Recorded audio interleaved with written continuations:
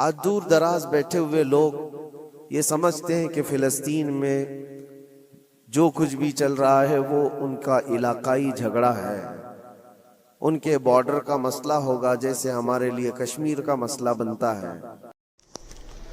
السلام علیکم ورحمۃ اللہ وبرکاتہ۔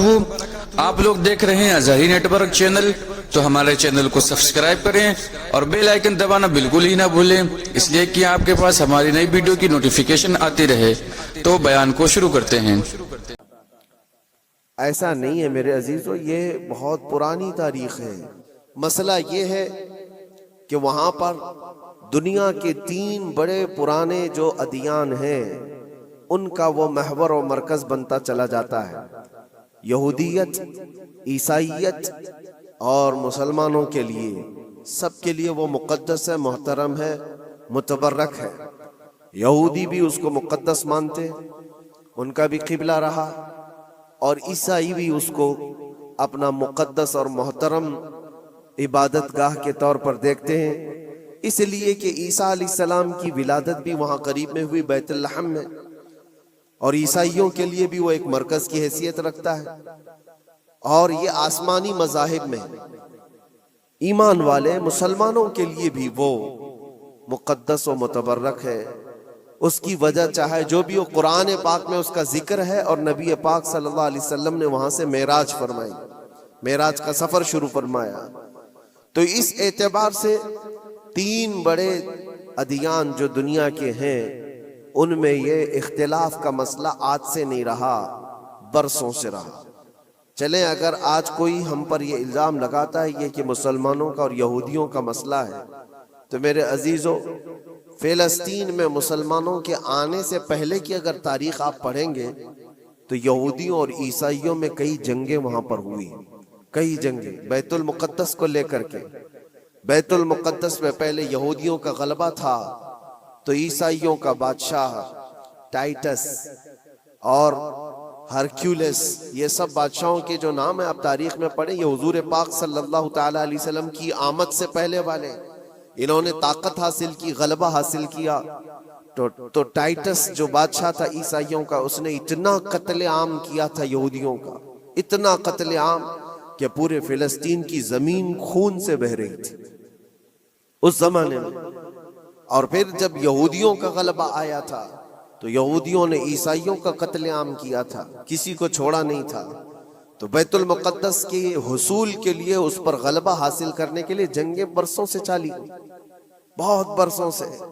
پھر جب وہ دور آیا، حضور پاک صلی اللہ تعالی علیہ وسلم نے اعلان نبوت فرمایا، اسلام پوری دنیا میں پھیلنے لگا، پھر بھی حضور اکرم صلی اللہ علیہ وسلم کی زندگی پاک میں بیت المقدس پر، مسجد اقصی پر مومنین کا یا مسلمانوں کا وہ غلبہ نہیں تھا۔ زمانہ بیت گیا، حضرت عمر فاروق رضی اللہ تعالیٰ عنہ کا زمانہ آیا۔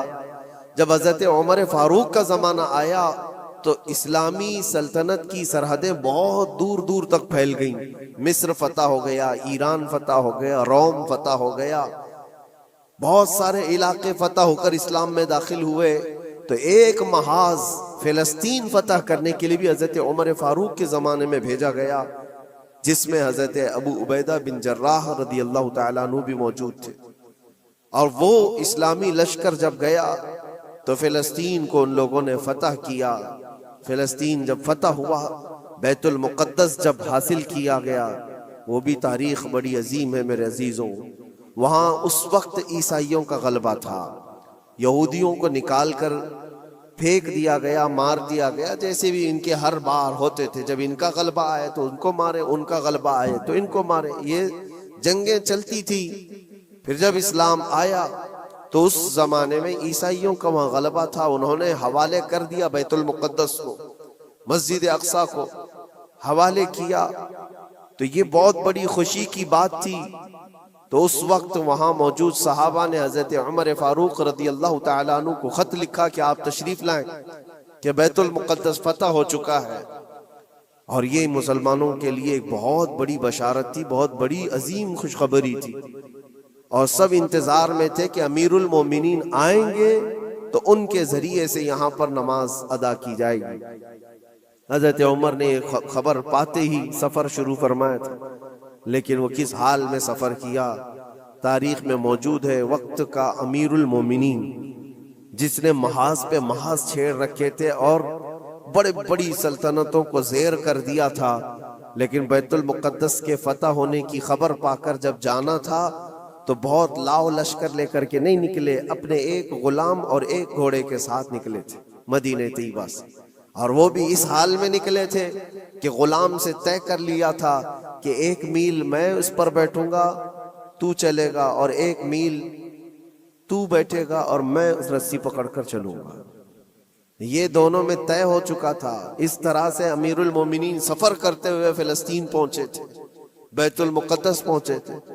حضرت عمر فاروق رضی اللہ تعالیٰ، یہ باتیں آج اس لیے بتا رہا ہوں کہ جنہوں نے خون کا بازار گرم کر رکھا ہے اور جو ہم پر یہ الزامات ہیں کہ تلوار کے زور پر علاقے حاصل کیے، تو حضرت عمر کی یہ سیرت بھی بتاؤ، یہ تاریخ بھی بتاؤ کہ فاتح قوم کس طرح سے جاتی ہے، اکڑ کر، لوگوں کو پکڑ کر نہیں۔